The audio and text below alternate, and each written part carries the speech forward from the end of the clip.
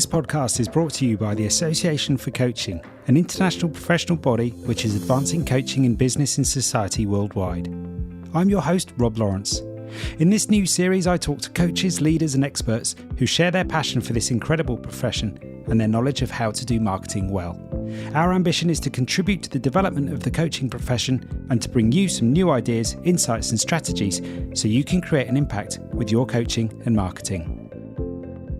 Hello and welcome to this episode in the Make Time for Your Marketing series. Today we are going to talk about not just making time for your marketing, which you could say is the first step, but today we are going to talk about getting things done. My guest today is Robbie Swale, who is an author, coach and business owner and pioneer of the 12-minute method. He's also a podcaster and host of The Coach's Journey, a podcast that reveals the stories of how coaches came to find coaching and how they came to putting themselves out there as coaches, which is some of which I am looking forward to covering today. So, Robbie, very warm welcome to the Association for Coaching podcast. Yeah, Rob, thanks for having me. It's a real pleasure to be here and looking forward to talking about all those kind of things. Yeah, brilliant. So I'm curious, Robbie, before we get stuck into our conversation proper, what does marketing mean to you? You know, how does marketing show up in your life and how do you define marketing? Yeah, do you know, I mean, it's like one of the great things about having a conversation like this is you end up thinking about a bit more about things like that, or I end up thinking a bit more about things like that than I normally would. And so in absolutely incredibly cliched, classic shower thinking this morning, I was actually thinking about that question. I was thinking, well, I know a lot of things that Rob and I will probably talk about in this conversation, or a lot of things I could say, depending on where the conversation goes, but what actually is marketing? And then I was thinking about the little town I grew up in, which is a little town called Bentham, High Bentham. There's a High Bentham and a Low Bentham in North Yorkshire, near the Lancashire border of North Yorkshire, but definitely in North Yorkshire. That's important if you're from Bentham. And when I was growing up, Bentham was still a market town. So it had a marketplace. And the market wasn't functional in the way that it would have been, I guess, 100 years earlier, i.e. that was where everyone did all their shopping. There was a co-op and a spa and that kind of thing in Bentham and newsagents and that kind of thing. But there were stalls there every week, every Wednesday. And I think at first, Wednesdays and maybe Saturday mornings as well. And they were real functioning businesses. And this morning when I was thinking about marketing, I didn't look up what it means. That's sometimes an interesting thing to do. But I was thinking well, essentially, it's going to market. It's taking the thing that I'm making, and it no longer is the way to sell stuff, mostly via a stall in a square in a market town in Yorkshire. Those people, that's how they did it, right? They would go to market and they would probably be at the Settle market, the next town over, on the Tuesday and the Thursday. I don't remember when the Settle market was, and somewhere up in Cumbria on the Friday if there was a market there. And they would take their stalls round and people would then be able to buy their stuff. So we could talk about the higher level things about business and about how it's not just about getting stuff and selling stuff. And there's more to business than that, and how that was an important shift for me. Maybe we could get into that. But mostly that's how I think about it. It's like, okay, I'm going to need to do some things that are essentially the equivalent of me going to the marketplace in Bentham on a Wednesday. Those things are different for a coach than they were for somebody selling fruit and veg in the early 90s. But it's essentially that.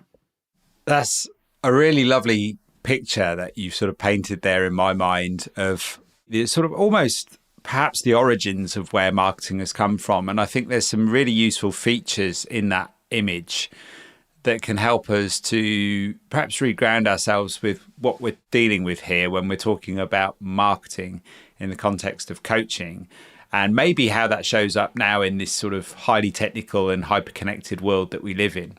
So, Robbie, I've heard you talk about, and I know you very much see being a coach and running a business as a creative endeavor. Could you talk to us a little bit more about that and how you see it as a creative endeavor? Yeah. I mean, my book is called, How to Start, brackets, and this is partly for Amazon SEO, but partly because we want to tell people what it's about, how to start a book, business, or creative project when you're stuck. And it was a really important shift for me to stop seeing business as this kind of greedy, profit-driven thing done by people in suits. And there are two ways, I guess, that I started seeing it differently. One was through my brother, actually. And he did an interview series called Waking Up the Workplace before, so long ago that it was before, like, it's not on any podcasting platforms because they weren't a thing then. It's just on the website now. And, you know, I keep thinking you should put it on somewhere. But you can find it at wakinguptheworkplace.com if you want. But the key thing about it was all these people who were working in serious business, thinking about business not just as a route to profit, but as a way to fully express who they are, what they could be, and make a difference in the world. And I think there's some strong arguments why business, especially big business, like there's almost no one who can have as big an impact on the world now as the people who run Google and Amazon. Even like the leaders of the biggest countries in the world, you could argue have less influence than those people. And that's true all the way down, that business has that possibility to it. So first, I found these people that were thinking like that, and then that gave me permission to think like that. And secondly, I guess, was that in the start of the War of Art, it's got like a list of Resistance's greatest hits, and there are things in there like writing, and I think he has like a funny one, like any project, the aim of which is tighter abdominals, is like another thing that you feel resistance for. But one of them is like any entrepreneurial activity, any business. So if we think about it on the purest sense, if creativity is about something that didn't exist before, existing, creation, right? Whether that's the story of the Bible or a baby coming to existence or a blog post, right? It didn't exist and now it exists. That's creation and creativity. Then a business is that, because mostly it starts from nothing, and it creates a change in the world, and mostly that change is really useful for somebody, because if it wasn't useful for somebody, they wouldn't buy the thing from the business. And that's probably important for coaches to remember as well, right? When you're selling coaching, people won't buy it unless they think they'll get more from it than the money you're charging them. But if they do that, you can remember that they probably think they're getting more from buying coaching from you than the money you're charging them.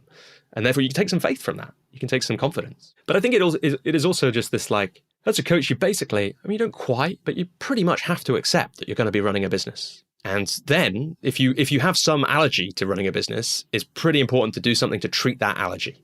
In some way, make peace with that. And for me, seeing business as a creative endeavor was a really important thing, changing my mindset about business and about money and about marketing, and separating, like, well, what's the kind of business that I want to run? I don't want to run, the sleazy snake oil salesman business. That's not me. I don't want the facade-based marketing. I want the kind of business that I would like to do business with, have the service that people want to have, I would want to have from other businesses. And I want a business that means that in the really long term, whoever I have an interaction with will remember that positively. And so in 5 years or 10 years, because I'm in this for the long haul, they might come back. But all of that starts from accepting, I think, that I have to run a business and I might as well make it the kind of business that I want to run. And for me, choosing to see it as a creative endeavor, not a pursuit of profit, is a part of keeping going over the years. Maybe I'd love to ask you this question off the back of that one, which is, where have you seen marketing done really well, or when have you experienced really good marketing yourself? And perhaps further, what was it about that experience for you that then connected you to that brand, product, or service? I mean, Rob, this is a funny one. For some reason, what's come to mind is Yorkie, it's not for girls. Is that what it was? Yes. Is that what the marketing was in the like? It might have been, yeah. I remember the brand. Would it be like the early 2000s, something like that? So Yorkie is people who don't know, probably people who aren't in the UK, for example, Yorkie is a chocolate bar. It's like a really chunky, straight down the line milk chocolate bar made by Rowntree's back in the day, now by Nestle.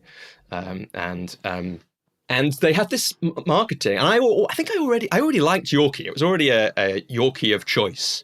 But I think that marketing, there was just something like, obviously some people really hated it, as you can imagine, for lots of reasons. But I quite liked it because it was kind of funny. And it made me think, this is a bit of a manly chocolate, because it's not like a sort of wimpy Cadbury's Dairy Milk.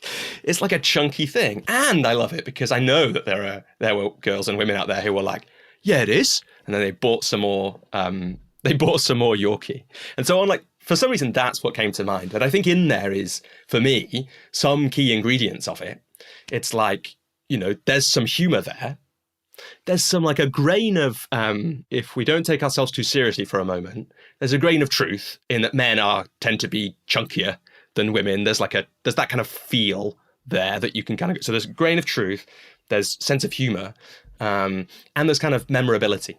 And so I think that came to mind as a kind of, what would we say, traditional marketing thing. I imagine there was a marketing team at Nestle who came up with that, or with the brand agency, they came up with that.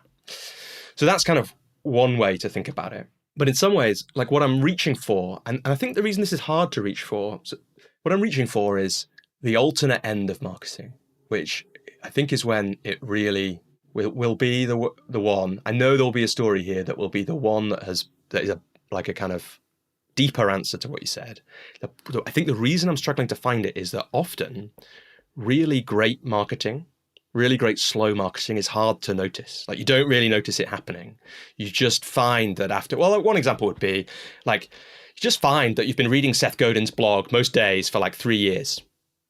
And then when he has a new book out, I think, this is me, I don't read Seth's blog so much anymore, but certainly when I worked in an office and was, and I would, those kind of jobs where sometimes you would finish work, you'd finish all the work you had to do for the day at like 12 and you had to like pretend that you had other stuff to do until 5. I would read Seth's blog every day. And unfortunately it wasn't good for that because usually takes 2 minutes to read.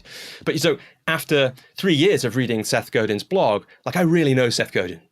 And so when he's selling a book, there's something really different about buying that book to if he just sent me a cold email about my new book is out. And there are other examples of that. Maybe the last one that's kind of worth talking about is I worked for a while with a coach called Rich Litvin. I was in one of his programs. Before I'd done that, I'd read his book. That was where I first found him. But I'd also had a chance to like watch him coach or listen to him coach in a variety of free or low cost places.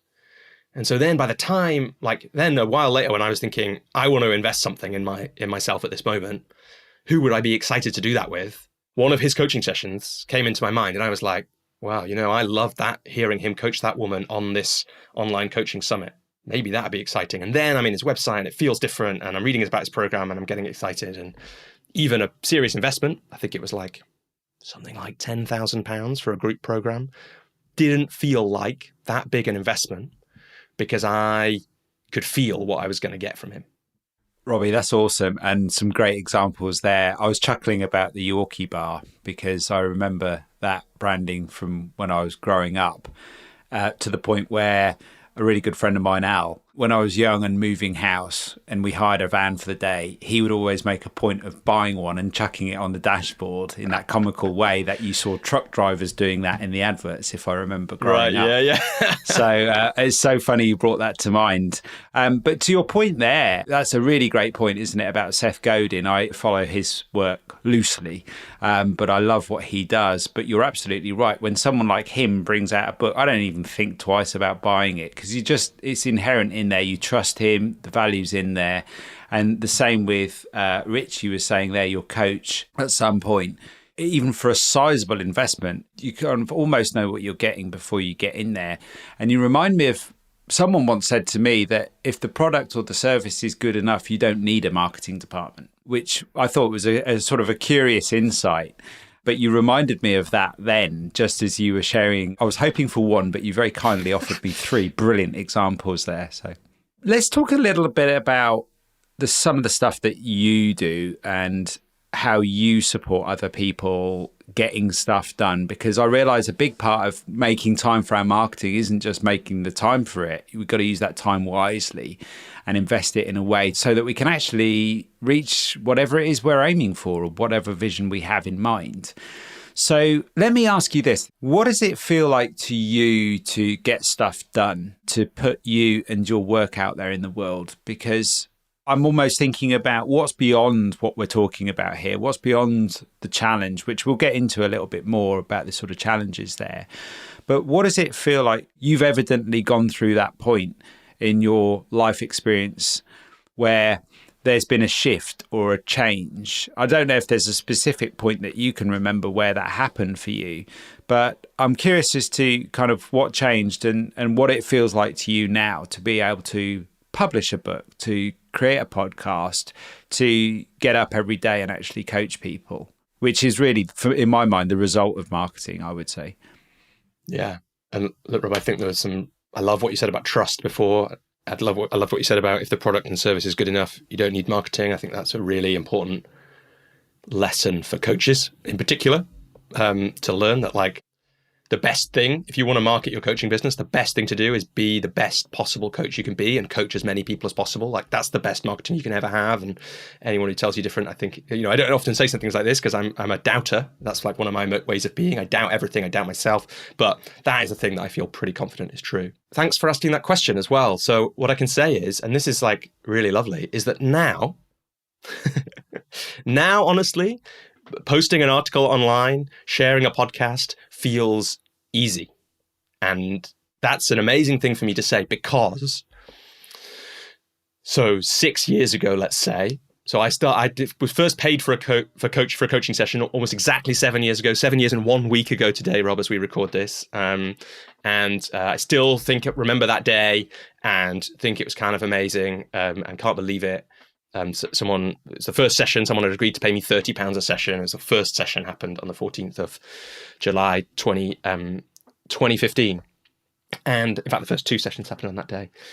At some point in that period, right, I was thinking about this, about what is it like to put things out there? And it did not feel nice. In 2015, 2016, I remember feeling like tangled and anxious about posting actually anything as I remember it. Like, even I would, at that point, this hadn't always been like this, but even if I went to like post a thing that I thought was a bit funny on Facebook, I would like rewrite it 10 times and then end up deleting it and not posting it anyway. And all of that would feel kind of horrible the whole time. So given that that's where I was 7 years ago, it is kind of amazing to me to, that it's not like that anymore. And then the important thing to say something about is that was a result of coaching I received. So I was working with a coach called Joel Monk, and at some point in that, we started talking about what we were calling, I hired him because I'd read in Rich's book, actually, in The Prosperous Coach, about how important it was to have a coach as a coach, and kind of had the sense of why that was important. I could talk more about that if we think it's interesting. But I had the coach, I was working with Joel, and as part of that engagement, which was about my business, it was about transitioning to coaching. I think I was coaching part-time at the time, wanted to transition to full-time. It's like, it was about building that business. But we got to this part of the work, which was about what I called sharing myself with the world. And it was this kind of feeling that there were these times, whether it was posting a joke on Facebook or like, it feels silly to say, but it was really a place where it showed up. It's like wanting to be able to sing at karaoke would be an example of this, where I can really remember the feeling of like being literally unable to do it. Unable to put the name down, unable to take that step. And it's a feeling of absolute hell, I've got to say, like about a trivial thing. It shouldn't be hell to post a joke on Facebook or sing at karaoke, but that's what it felt like. And of course, well, not of course, and that extended to posting lots of things online. Now, it wasn't I didn't do those things necessarily, but it was that the process of doing them was often pretty hellish. And I guess there were 2 or 3 things going on there. One was I kind of knew that it would be useful if I was going to make coaching serious to be able to do that if and when I wanted and needed to be able to share things online. But also I had read The War of Art by Stephen Pressfield, which is an amazing book. And one of the things he says in that book, it's about, people who haven't come across it, it's about what he calls winning our creative battles. Real inspiration for me. Possibly the most important book that I've read for me personally. And one of the key moments in it is he talks about resistance, which is the force, the universal force that stops us creating or stops us doing the things we want to do. And he says the rule of thumb is the places where you feel the most resistance are the places that are most important for your soul's evolution. And I had this sense that might be true. And so every time I found myself really resisting things, I was like, oh, well, no, I've got to do this now, haven't I? And one of them was like, what, I'm feeling all this resistance. So we need to do some work on this. And the work we did was we set up an experiment for 2 weeks where I would write a blog on the train. And I got the train from Clapham Junction in southwest London, near where I live, still live now. It was a different flat then, but still live near Clapham Junction, into Waterloo. And I got it 3 times a week at that time. And I was doing it 5 times in the next 2 weeks for some reason. I can't remember why, 5 days. So I would write 5 articles over the next 2 weeks on the train, proofread it once and post it online. And that was the beginning of what then became a weekly practice, which I have been doing now for nearly 6 years. Probably by the time this episode comes out, actually, it'll be, I don't know exactly when it'll air, but it's almost exactly 6 years now. So by the time it's out, it'll probably have been more than 6 years since that first article. And I've learned so much from that. It is that writing practice is the foundation of the books that I've read. It's the 12-minute method thing that you mentioned. I could talk about where the 12-minute method thing comes from.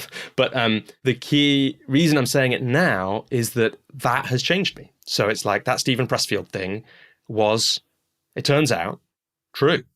I kind of guessed it was true then. And I kind of know it's true now because that writing practice has absolutely changed my life. And one of the ways it has changed it is that I have practiced now something like 250 times, more than that in terms of blog posts, plus podcast episodes, plus some other writing. I've practiced sharing things. And every time I've done it, I've found out that the world doesn't explode. Basically, no one hates me. Occasionally they do a little bit, but almost always they don't. No one laughs at me. Actually, people quite like the things I create. And that means that after a lot of work, like it didn't happen straight away. I remember posts like 3-4 years into that 6 years that felt really edgy to share, didn't feel pleasant. But now it feels like I know right now, pretty much whenever I start writing something, that it's going to get shared. And so all of that agony that I used to have about whether those things go online, whether the marketing is created, whether it goes out. And these things are all kind of marketing, although we can get them, in some ways they are. We can talk a bit about that. No longer is it a kind of minefield of agony to get those things out. That's encouraging to hear. I mean, there's so much in your answer there that we could get stuck into. And it's a favourite of mine, that book, The War of Art, by Stephen Pressfield as well. That was a game changer for me, definitely, Robbie. So I can share that with you. But something, a couple of things that you said there have resonated with other interviews that we've had in this series. I couldn't help but feel that something you mentioned there, which came up in the interview I had with Donald Stojak, which was, he was saying about if you can get into the habit of creating habits. And what I could hear through what you were saying there is you developing or cultivating this habit as sort of taking a new practice. And then we have that sort of all of that resistance at first, but over time, it sounds like now it's becoming a more natural part of your life. That's not to say we don't encounter resistance from time to time still, because it might be to do with the nuance or something else, maybe the relationship we have with the content and that side of things. But what I thought was particularly special about what you were saying there earlier, something you said, you mentioned, and this came up in my interview with Jeremy Lazarus, about being a really good coach, because actually we can develop a lot of our confidence from there. But by being a really good coach, other people are going to talk about us as coaches.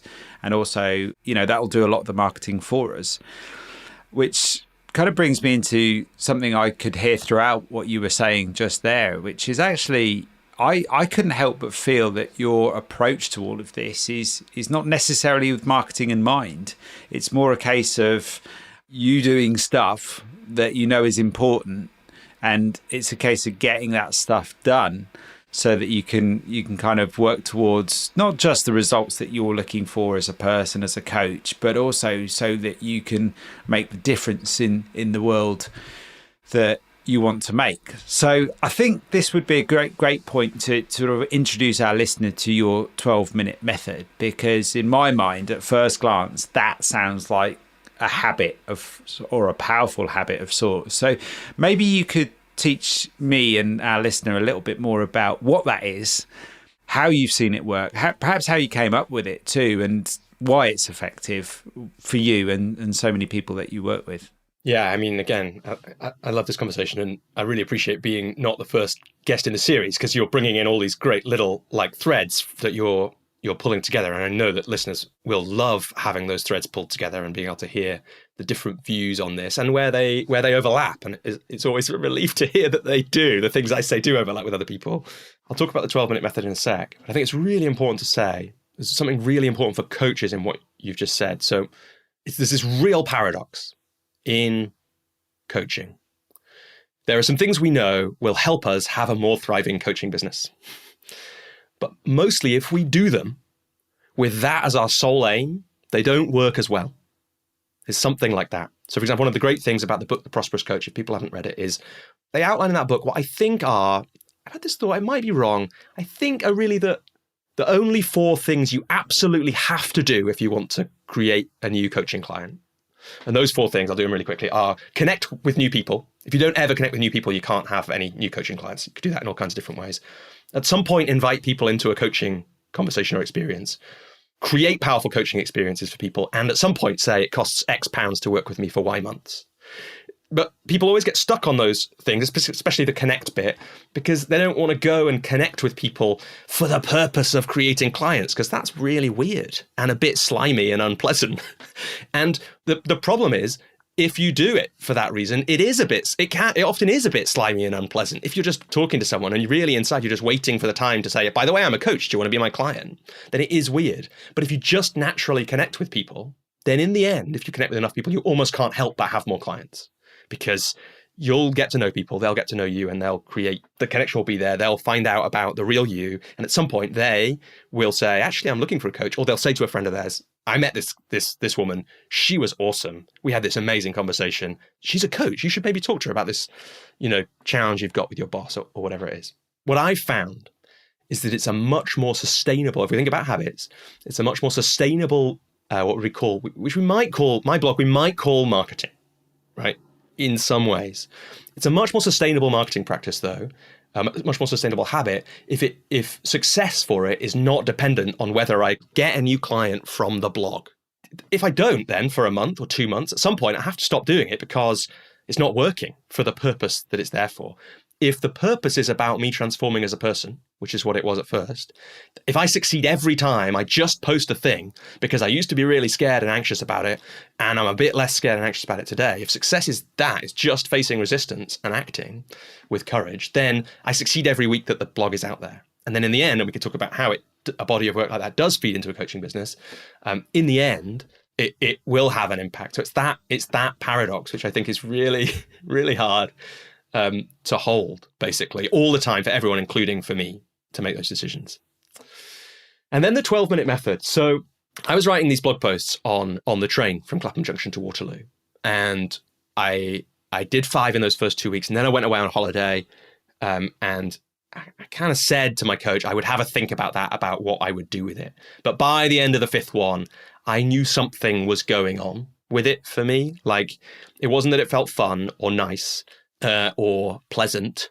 Didn't feel any of those things. It wasn't I got thousands of people. I posted it on LinkedIn because I thought no one really read LinkedIn, and it was kind of true in 2016. More people do now, but some people did read it. But I didn't get hundreds of likes. I didn't get comments. I think some of the posts didn't get any likes or comments, the first 5. Like, it wasn't like speech marks successful in that way, but I could feel something happening for me. Like, I think about it these days like, climbing a hill or going to the gym. It's like, it doesn't feel necessarily nice when you're doing it, but it feels like a good thing to have done. It was good for me to have done those things. I could see things after having done that I couldn't see before. I knew I was looking after myself in some way.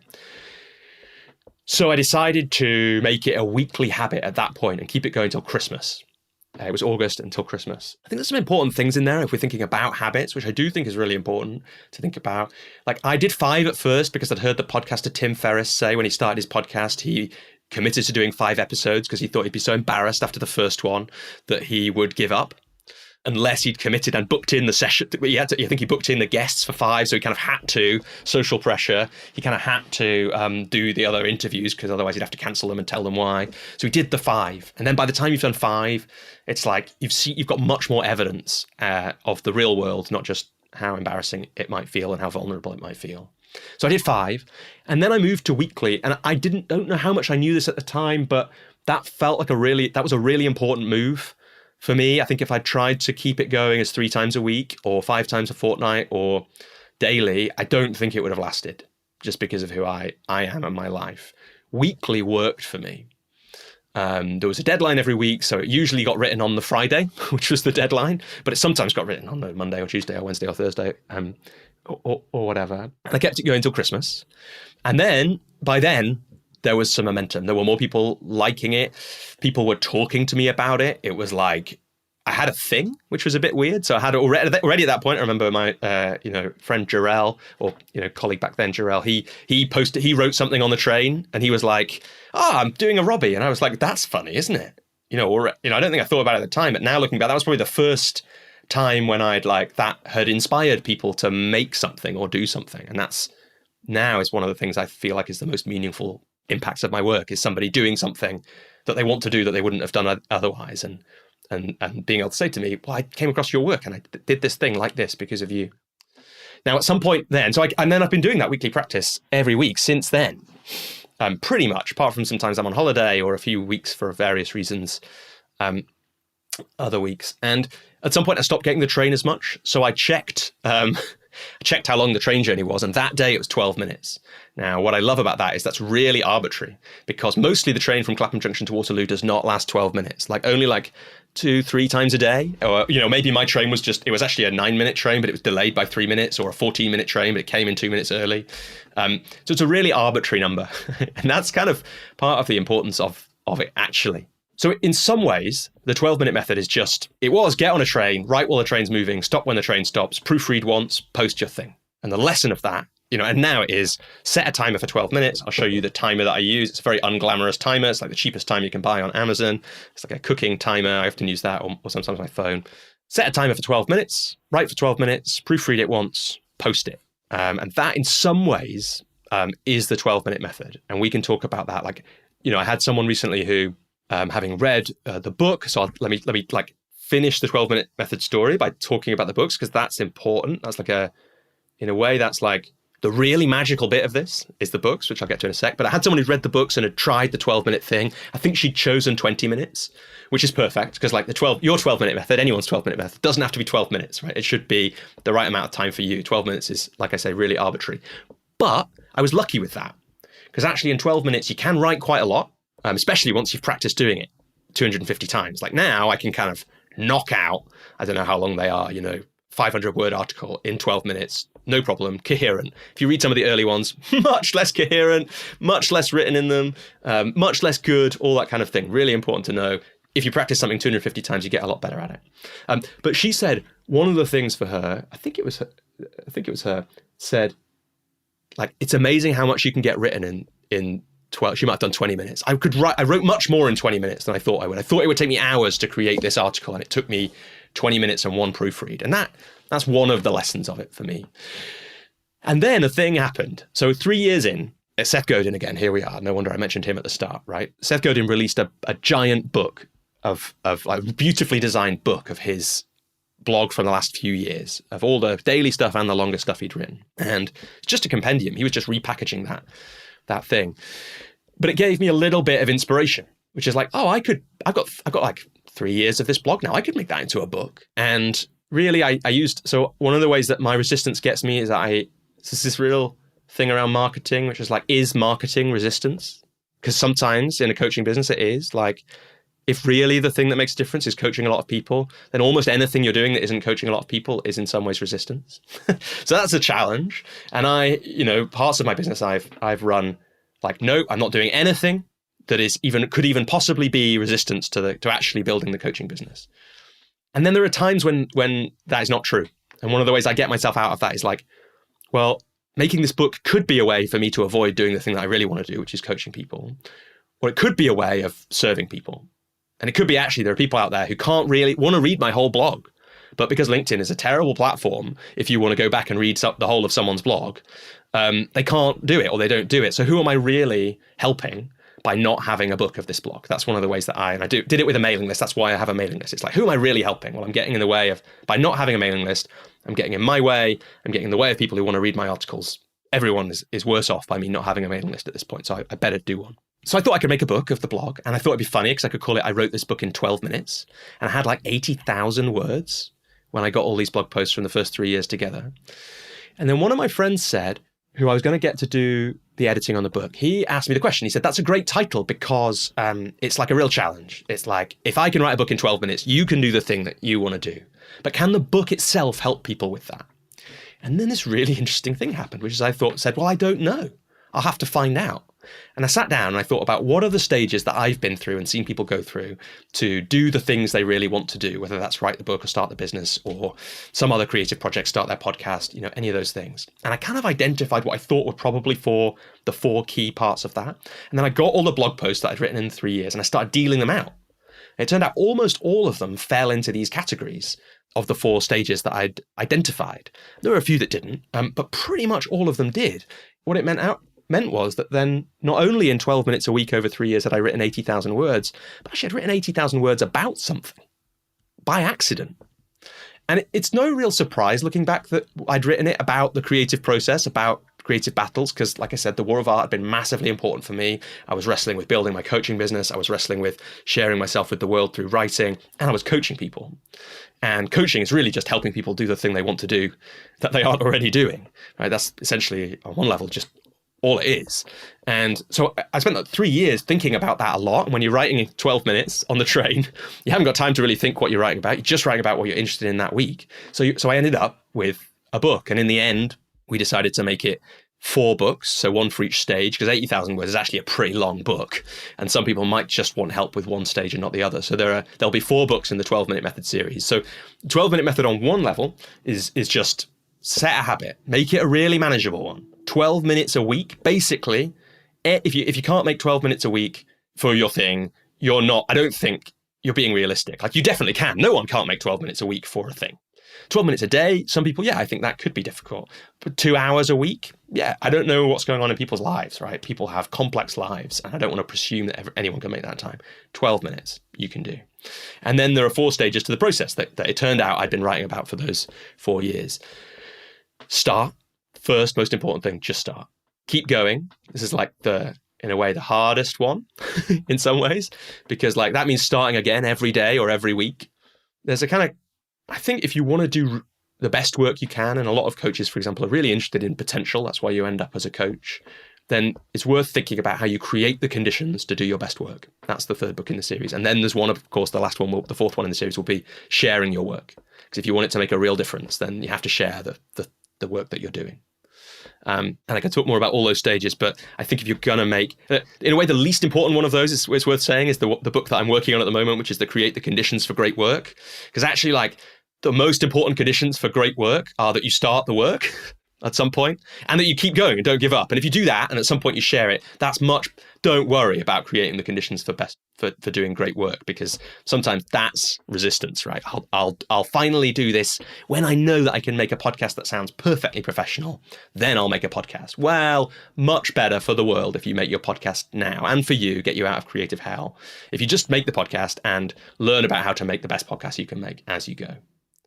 So Rob, that was a really, really long answer to your question. It was deeply insightful. I love it. I really enjoyed listening to the origins of the 12-minute method there and how that came about because of a short train journey. I found that really inspirational. And the first thing that when I first heard about it and what really grabbed me is it does feel like an achievable thing. I think there's 2 things for me. One is I just know that if you could stack that, if you can find 12 minutes a day, which most people can, and compound that over a year, that's all of a sudden a tremendous amount of time focused on the one thing. Yeah, but I mean, like I said, like even 12 minutes, I think one of the keep going lesson that I've learned is, so as I've, made that book, which came out just last month, into a book, it's been a really amazing part of the process of publishing the books to spend time with each stage, thinking about it, checking it, remembering what I wrote about keeping going in those 3 years. Yeah. One of the things I realized is, the stackable nature of a habit, like you said, is incredible. And it should be obvious. Like, this is such an obvious thing to say again, that if you do something every week, even just 12 minutes, if for long enough, you end up with a lot of that thing, whatever it is. 3 years, 12 minutes a week, 80,000 words. Enough for like 4 books. Like 12 minutes a week on reaching out to people and reconnecting with somebody that you haven't connected with for a while. You'll have reconnected with 50 people by the end of the year, right? It's like these things really add up, and it should be obvious that you end up with something big if you keep going long enough. But it wasn't to me. And it's really changed how I could see the world, because I now know that I'm someone who can choose a habit, make it manageable and small enough to keep it going, and then keep it going for, in this case, 6 years. I've never kept any habit going. Oh, maybe I have an exercise habit that's a little bit longer, but seeing that 6 years It now means I know if I set my mind to something else and decide to do it and make it manageable, I can keep that going for basically as long as I want. And the weird thing about that, Rob, is this sounds over the top. It actually makes everything feel possible. Because if I want to get really good at table tennis, let's say, I know that if I set aside some time every week to practice, then in the end, I will get much, much, much better at table tennis. And whatever the thing might be, public speaking, writing is the one that I've practiced, it could be anything really. Learning, I basically have a kind of 12-minute habit for reading non-fiction these days because I stopped doing it when I was ill one time and couldn't find the energy to do it and was like, oh, I need to find a way, a low-pressure way of doing it. And people still say I'm really well read, even though essentially I just read with my morning coffee 2 or 3 times a week. And sometimes it takes me 6 months to read a book, but it's still like I'm reading every week, not reading. And that means that over time, exactly like you say, that stacks up to be, I've read a bunch of books. Whereas if I kind of get obsessed with the perfect of like, it's the tortoise and the hare, right? It's like if I get obsessed with the hare, which is like, I should be marketing for a full day every week. My blog I should spend 5 hours writing the perfect blog. I should read like for 2 hours in the evening because that's what I think people do. Like if I get obsessed with that and I do that for a week and then give up, then the tortoise, which is Robbie in this case, who reads like with his morning coffee, and that's all nonfiction every week. In the end, I'll read more than you because you'll probably give up on your 2 hours a day or whatever it is. You remind me of a really good book I read once called The Slight Edge by Jeff Olson. And what you remind me of there is that actually, if you can find that 12 minutes, and it does feel so achievable, I think that's what's so inspiring about it. If you can find that 12 minutes, which all of us, I think, would agree that must be achievable. We can find 12 minutes a day. It's going to give us the edge on someone who can't or hasn't focused on that 12 minutes a day, as you say, reading nonfiction or something like that. If we focus on something that's really important to us, it's going to give us a slight edge in that area, whether that's exercise, whether that's writing, whatever it is that we're doing. And I love what you were saying there about finding that. So we all need to get timers. And by the way, one of the things that's worked really well for me is having a separate timer, not using my phone. Yeah, obviously the phone can be all kinds of distractions. Yeah. Timer's really good. I just realized I'm going to I should make some 12-minute method timers, shouldn't I? That's a really good, you should. That'd be a really good bit of merch. There's something really important in there that you said, Rob, which is like, I don't know exactly how you said it, but you're right. It does give a slight edge. And then the question though is like, what's the thing that you do in those 12 minutes? Like, what are you choosing?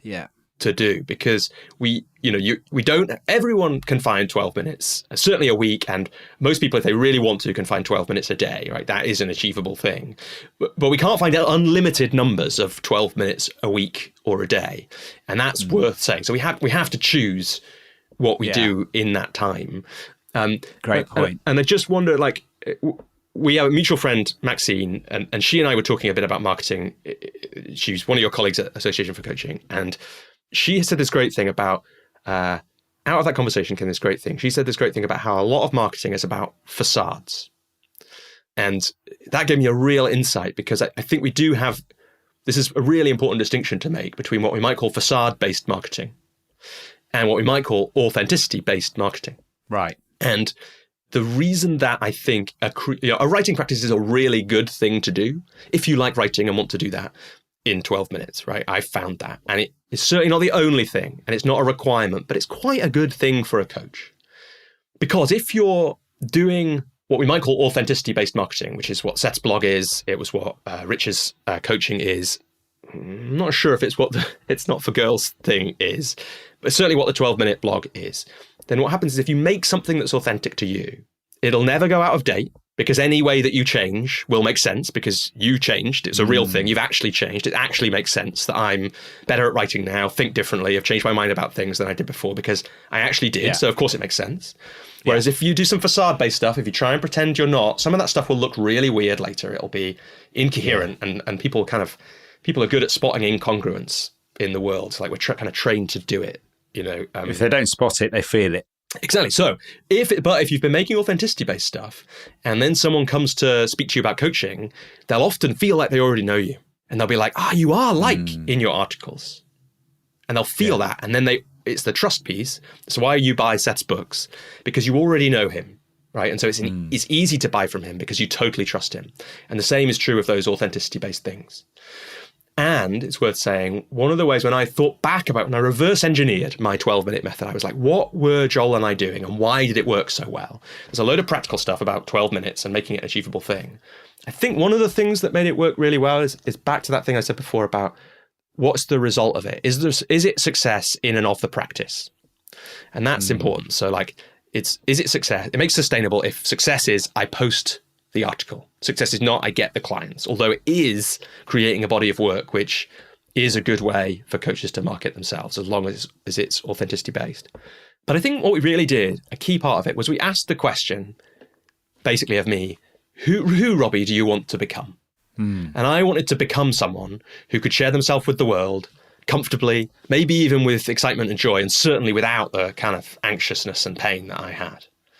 And then we basically kind of asked the question, what do people like that do? And it's like, well, they write, they share stuff online regularly. That's one of the things they do. And then we can ask the question, well, how can you do that in a manageable way every week? And it's like, okay, well, we can do this thing where we write on the train because there's kind of freedom when you're traveling and you quite like that. And you can have an excuse, which is, this was written on the train. So even if it's bad, it doesn't matter. I like that. And then away you go. And then you've got that piece. And then the thing is, this is just how we change in some ways.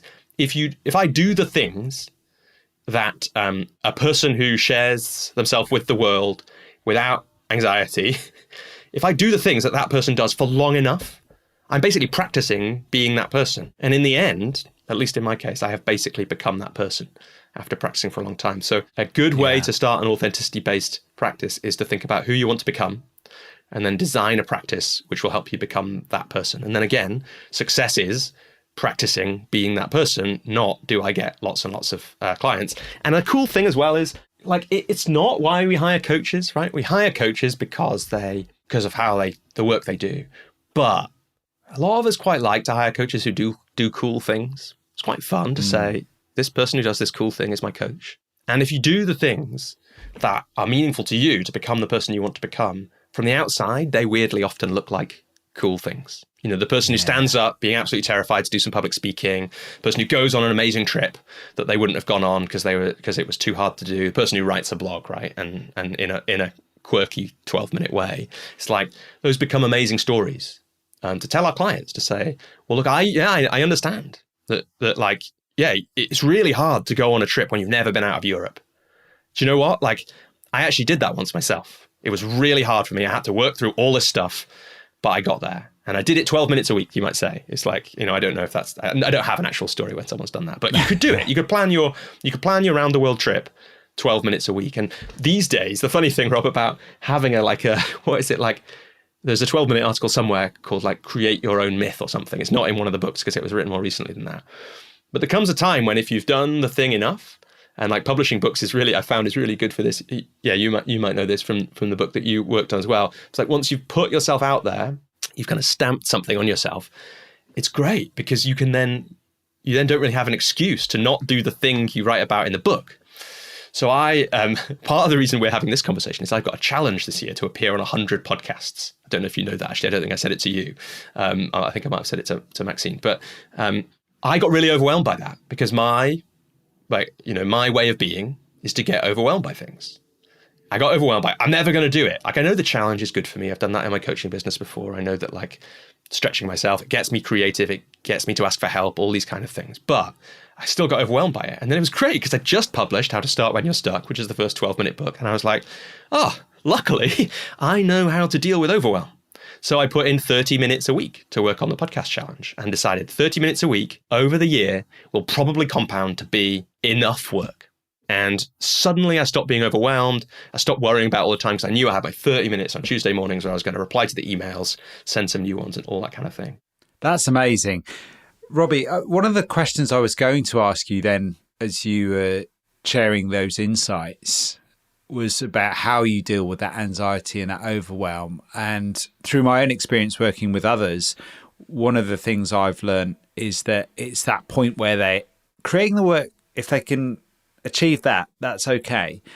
It's then that sharing of it is the tricky bit. That's where people experience anxiety, fear, overwhelm, and you were talking to that there. What I really loved about what you were saying is you are almost anticipating that and then by design working around it. Is that what you're saying? And and I also loved the concept of practicing being the person that we're going to become, because that almost gives us the cycling stabilizers to say, look, be gentle on yourself here. I'm going to support you, future self. It's that sort of, it's almost giving yourself permission to make a mistake or fail there. But I'm just curious if you could perhaps talk a little bit to that about how you have personally, and maybe with those that you work with as well, that I think particularly around that sharing point, I think that's where it really pokes out at me, that anxiety. Yeah. Yeah.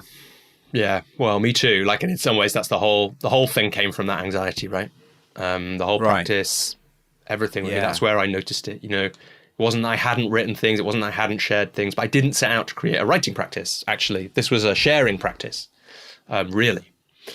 And, it's going to be meaningful later in the year to be working on the share book, because I suspect that will actually be, I feel it a little bit now. It's like, that's the thing that's really changed in me. Right. Now I know about practice now. Again, it's another truth that is so self-evident and that I knew intellectually and didn't know in me. So it's worth saying practice is everything. And everything is practice. I really think that. We hugely, at the very least, overestimate, most of us, and in our society, the value and significance of talent. Mostly, and you can read books by Malcolm Gladwell or Matthew Syed or other people about, giving very convincing arguments about this. Mostly, people who look really talented have just practiced something a lot more than you. I had a client the other day who we were working on presentation skills and speaking, and he had put himself, it's an amazing act of courage, to speak in front of 150 people for 45 minutes at a conference in Madrid with a spotlight on him and a timer like TED. And TED is only 12 minutes. This is 45 minutes. One of the things he learned was he saw all the kind of speech mark professional speakers backstage. They all had their personal presentation coach with them at the event. And he's just this normal guy from England with me, right, who wasn't there. And I'm not a professional speaking coach. And they had professional actors with them. And he just got it. He was like, they've just practiced loads more than me and in more sophisticated ways. So talent is overrated and practice is everything. So that's the first thing. And I wish I'd known that as well as I know it now then. And in lots of other times in my life, I would be better. I would have played music for longer. I would have sung better. I would have done lots of things differently. I would have been much better at football and had a lot more fun doing that if I'd known that I just had to practice to get better. I didn't have to be good in order to go to the practice, right?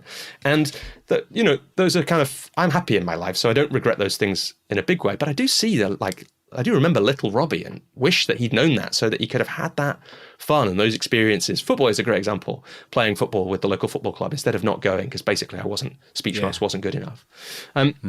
So practice is everything.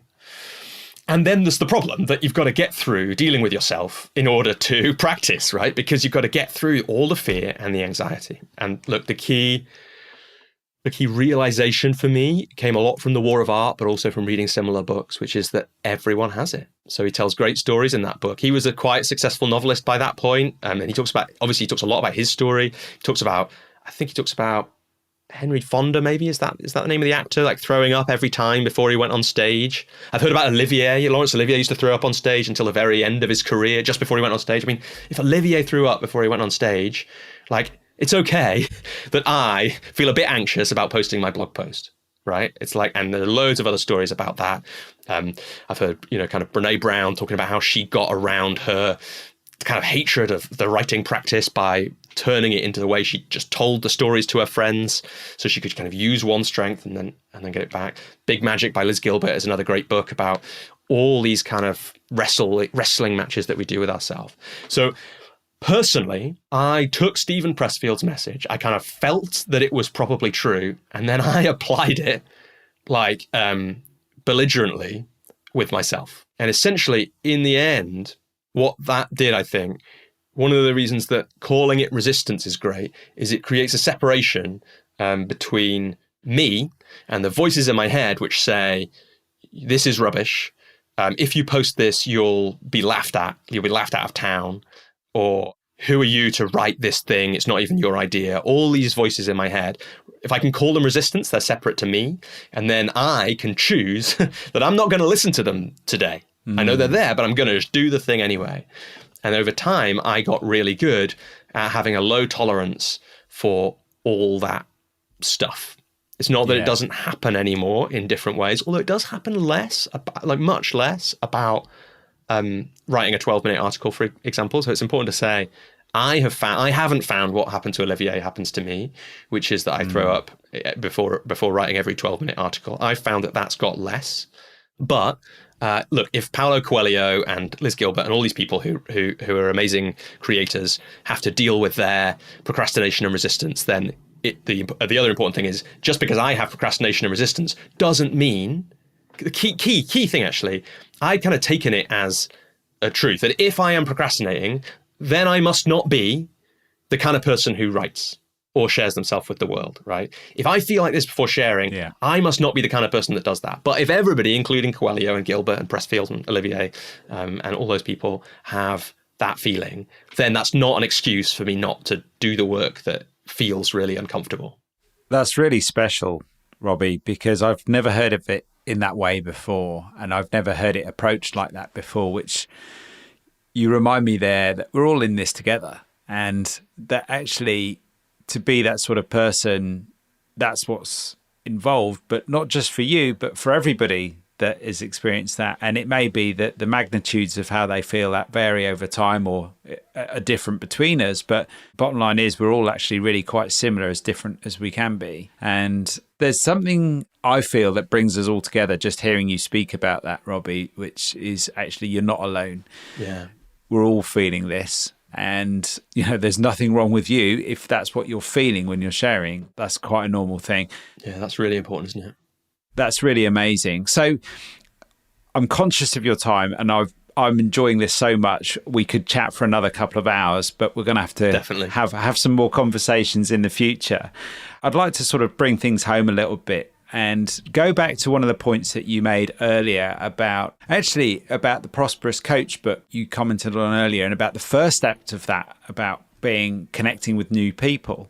And I know you talk about this as well. You sort of extend that concept in the work that you do. So I'd love to just ask you a little bit about the importance of connecting with people, and that being a key area of your coaching business, Robbie. And I appreciate that you do that in a variety of ways, and it actually also creates you business from what I hear. So how do you connect with people, Robbie? I mean, I don't want to kind of load this question with some concepts here, but I from what I've learned about you so far, I'm quite inspired about the way that you talk about connection and the way that you connect with people, because I think it's both broader and deeper than just simply, you know, going to a networking event and making a connection. So perhaps if you could talk to us a little bit about how connection shows up in your world today, and the importance of that part of everything that you do. Yeah. I mean, there's loads in that, Rob, and it's really nice to hear you reflect on that. And actually, I'm curious, like, which bits that made you think that, but let me just kind of give the answer. And of course, it's probably worth saying a little bit about today, but today's weird, right? Because of the last 2.5 years. So I suspect it will go back to, some of it will go back to some of the pre-COVID stuff more, because over COVID now, to be honest, partly this is because over COVID also we had a baby and I spend a day a week with her, and so my time is tighter. And partly it's because COVID meant that there wasn't much in-person connection going on, and so now mostly I connect with people by the kind of legacy of what I've done before. So someone I've worked with or I know introduces somebody to me who might be interested in coaching, and then the connection happens. Or somebody comes across my work, whether that is the 12-minute stuff we've been talking about, the Coach's Journey podcast, me appearing on something like this, something else. And that's the initial connection. And then somebody reaches out. And then I have some ways that and then I guess there's perhaps two other things to say. So I have some like kind of higher level thoughts about connecting with people. So I'm not interested in just adding people on LinkedIn. because I'm interested in connecting with people, because connection is important to me, and because it's one of the things that I know will help my business thrive. And I know underneath that my business thriving is good for the people. It's good for people because I've seen what coaching does for people. And I know that if the business thrives, that means more people are getting coaching from me. And on good days, when I'm not doubting myself totally, I know that my coaching is good and that people will benefit from doing it.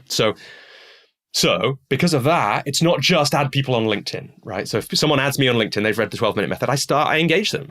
If anyone who listens to this is welcome to add me on LinkedIn. What I'd ask is, say that you heard this podcast episode, that I heard your conversation with Rob about marketing and I wanted to reach out. That's fantastic. If you don't do that, what I'll do is, if your LinkedIn headline is something to do with high ticket somethings or helping coaches monetize their somethings to make six figures, I'll ignore you and say that I don't know you and hope that LinkedIn removes you from LinkedIn forever for cold adding me. But if it doesn't say that, I'll say yes, and then I'll ask you questions. I'll say, well, how did you come across me and why are you adding me now?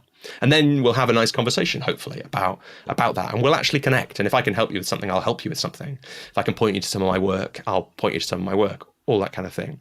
And essentially, that's what I used to do in person as well. I find networking events quite hard, but I do love people. And I love meeting new people and I love learning about them. And so on a good day, I find networking events fun. And I'll go to them and I'll meet a bunch of people. But on a difficult day, when I'm tired, I find them really hard. So I used to have this rule that if I'm going to an event, and I used to try and go to events as often as I could, and I would go to events that I was interested in. And because I live in London, there were enough of those. I'd do it at the RSA, I'd go to talks elsewhere. But the RSA was always quite good, actually. People should go there. You can go to their program of events, it's all free. And my rule for an event, or a networking event of any kind, any event really, was try and speak to one person in a way that is at least a little bit meaningful for one of you, and in a way that means that if they want to contact you again in the future about anything, they can. And then I would let myself, as soon as I'd done one person, if I was exhausted at that point, I could go home. This is a 12-minute method-esque thing, right? It's like, what's enough? It's like, enough is I meet one person who has the potential in future to contact me about something. And that means that they might remember that I'm a coach, or they might just remember that we had a great conversation about, I don't know, who Arsenal have just signed or something like that. And then they might message me and say, have you seen this thing about that guy? I don't know why it would be Arsenal, because I'm not that interested in Arsenal, but it might be. And there's the connection that lasts. And then the important thing to say about this, Rob, is, and you find this in the books. One of the great things about these books for me has been remembering where I was and where I am. Because where I was is everything I was writing about in these books. And there's a lot of lessons that I learned in the experimental early part of this business. I was really open to learning. One of them is I was sick of missing out on connections with people because I was too embarrassed to essentially ask them out. So it's like I would meet someone at an event and I would want to stay in touch, but I was too embarrassed to be the person who said, can we stay in touch? And in the end, I was just like, I have to get over this resistance. This is just fear. And in the long term, I'd love to be someone who can create connections with people. That's the kind of person I'd love to be. And so I want to, I didn't think of it this clearly then. I just thought, I've got to get over this. I've got to get over this awkwardness. I heard a great interview. Dan Pink was on, who's an author, was on, what's the guy who used to be on Dragon's Den? Stephen something. His podcast, Diary of a CEO, is the podcast. And Dan Pink was talking about how we let awkwardness get in the way of so many important things. Like bosses don't thank their team because they feel a bit awkward doing it, but no one cares about the awkwardness. Everyone just wants to be thanked. And it's the same with asking people out. Like I wish 15-year-old me had been able to do this, but luckily 30-something-year-old me can. And so I got to the point where I was just I'm going to connect with people. And I'm going to say, have you got a card? Or can we stay in touch? And I had to get over that. But like with all these things that we're scared about, one of the things that I feel like I learn, and this is true of writing, it's true of the sharing question that you asked before, and it's true of connecting with people. Connecting with people, the funny thing about it is often on the other side of it is somebody else thinking the same thing. And so if I can take on the role of being the person who does the reaching out, usually people don't go, screw you, you're annoying, I don't want to hang out with you. Either they're neutral at worst, or often they say yeah, I'd love that. And then you realize that these two people who would have loved to have been connected to each other, both for fear of awkwardness and not being able to say it, have just let that opportunity pass. And the opportunities in connections and partnerships are massive. But the key thing about all these things we're afraid of, the sharing the work, the reaching out, the making the connections, all these things, is that they're all acts of courage. And the amazing thing about, so courage is just acting in the face of fear. Courage is a rush. once you've taken the act of courage, you grow, right? You're a new person now because you've done a thing you thought you couldn't do. No matter how small that is, whether it's a 12-minute blog or something different, one email. Like I've had this rush from emails. It's like, send this email you're terrified of sending. And then there's this, you've done something brave. There's a rush of courage. There's a funny story, Rob, about the quote in the start of How to Start When You're Stuck, which is I had a Stephen Pressfield quote there in the start of my book. And when I do a book, I'm like, I better check all the quotes. So the last minute thing, I thought I'd checked this quote before, right? I was sure I had. I was like, have I? Basically the last thing I did before sending it to the people, confirming the manuscript, was check that quote. And I couldn't find it anywhere. I was like, what is this? Like, I even got all his books that I had out. I knew when I'd first heard it, so I knew it wasn't the more recent one. So I got them out and I was like looking through them. I found even the section of The War of Art that I was sure it was from, and I read it like 3 times trying to find it. I couldn't find it. I Googled it, couldn't find Pressfield saying it anywhere. All I could find was an article I'd written about Stephen Pressfield. And it turned out I was quoting myself. And I wonder if I'd have had the courage to put a quote from myself on basically page 1 of my book. It's kind of safer to have Pressfield. There's Brene Brown is a quote in the start of the second book. But I wonder if would have had the courage. And it was kind of me repurposing something Pressfield says, but he does it in kind of his own way, which is about muses and angels. And what I said, which is, again, I don't know if I'd have had the boldness even to tell this story if it was just a thing that I said, if I hadn't had that funny intro to it. But what it says in the start of the book, in fact, let me read it to make sure I'm getting it right, because I've got a copy here. Our inspiration is always there, but it's at the moment when we commit to something and make the start that we let inspiration in. And that's what happens when you reach out to connect with people. And that's what happens when you share a blog or you start writing. And that's what happens when, we do all these difficult things. That's wonderful, Robbie. And it's lovely to hear you talk about that. And I can directly relate with some of the stuff that you're describing there, thinking about my own first podcast experiences, and that if it was anxiety, perhaps fear of clicking publish and how it's going to be. I don't know about you, like just the finger hovering over the mouse button, over the post button, right? I can feel it now. Yeah. And but I relate with completely what you're saying now, is that has turned in, perhaps through practice, but not seeing it that way until now. But repetition, I think that was what it was for me at the time. And that's, I guess, what practice is to some degree. But now it is a rush. I'm more excited about the ripple effect that's going to come of putting something out there, because I've now done enough of it to see glimpses of evidence that go, the ripple effect is out there. And the longer you do it, the more of that you get. And so the more you can kind of know about it. Yeah. And you only know like 0.01% of the effect that it's having, the impact that it's having. But that's enough for someone who's motivated in the way that I am. Just to know that now gives me a rush when I click publish. So I absolutely tune into what you're saying there, Robbie. It's been brilliant chatting with you. On that final theme there of connection and connecting with people, how can our listener connect with you and find out about your books and more about who Robbie Swale is, and of course get in touch with you directly? Yeah. Well, the best place, like the hub of it all, is at robbieswale.com. That's the 12-minute method stuff is all there. My kind of private coaching business is there. But for coaches, I've collected, I'm really interested in the craft of coaching. Probably some of that's come across in this conversation. I have, like you said at the start, I have my podcast, The Coach's Journey, and a load of resources that I've collected for coaches, including writing and videos from over the years. That's all at thecoachesjourney.com. So do check that out. I have a community for coaches as well. It's like the most affordable, flexible way that I've worked with clients since I was starting out, pretty much, because I wanted to make something, I really care about the coaching. I'm not sure I care about the coaching industry, but I really care about coaches. And I care about them having the life that they want to have. So I had a call for that with that community last night. It was really lovely with a new member there, and it's fun to see how it's evolved. I'm on all the social medias, but to be honest, some of them I'm just there as a kind of, because someone at some point, some marketing advisor or someone, for various strange reasons, I ended up there. Because we have to be. Yeah, kind of have to be. I don't think we do have to be. Like, I wasn't on Facebook or Instagram for a long time, but I had a business thing where I got paid to write an article, and I had to be on Instagram to get it. So I joined at that point. You can find me on all those places, but the place where I'm active and use the most, if you want to actually interact with me, is LinkedIn, partly because I accidentally started using it 6 years ago as a blogging platform, and therefore it was on it a lot, and therefore it's a place. So people are welcome to connect with me on there. And like I said, just let me know how you found this, how you found me, and how you found the conversation that you and I have had, Rob. I'd love to hear that feedback, because I find it quite hard to absorb all that stuff. You know, that version, the thing that you were just saying, the reason I was kind of bouncing a bit with excitement when you were talking about that feedback getting hit, is I found that really hard to absorb. I find it really hard to kind of feel in my heart that someone has read my article and it's made a lot of difference to them. And so I really try and collect that evidence now so that I can't ignore it. So it's very meaningful to me. And just, I guess, maybe a last thing to say is, we haven't said it explicitly, but I think that in some ways, when I was thinking about this conversation, making time for marketing for coaches, it is that lesson, maybe a twofold lesson. Marketing doesn't have to be what you think it has to be.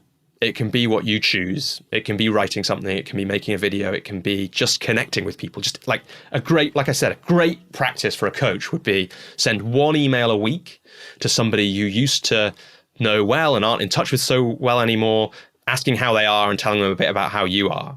Not so that you get a client, but just to be connecting with somebody. That would be a great marketing. That'll be a great connection marketing practice. And marketing doesn't, first one is that it doesn't have to be what you think it has to be. And the second one, it doesn't have to take as long as you think. That thing that you said about habits compounding, right? If you want to have an Instagram presence, if that's how you want to do it, make it a compounding thing that you will do for a long time and do what it takes to do that. And if that means 12 minutes a week, one post a week, that's better than 5 posts now and then none for the next 5 years.